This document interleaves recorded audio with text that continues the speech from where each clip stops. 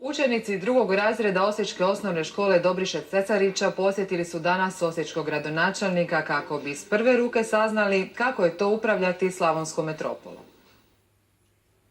Jel vi znate ko sam ja?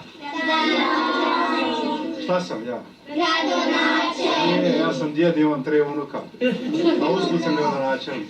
Kako je biti gradonačelnik i što on radi, samo su neka od pitanja na koja je prvi čovjek grada strpljivo odgovarao. Pravo mi je zadovoljstvo s njima razgovarati. To su draga djeca, pametna djeca, ozbiljna i oni polako razumijevaju svijet u kojem žive. Kako vam je osjećaj da upravljati gradom? Osjećaj? O, to si dobro postavio pitanje. Dobar je osjećaj biti kod gradonačelnika i tako.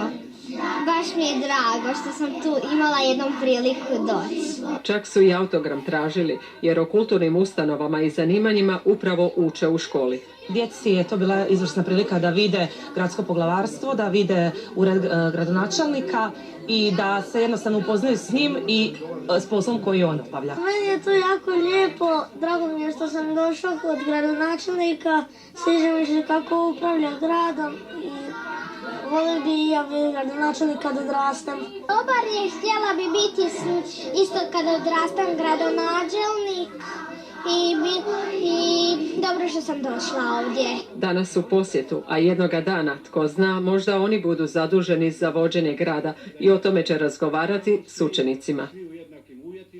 Kao što smo i ranije čuli,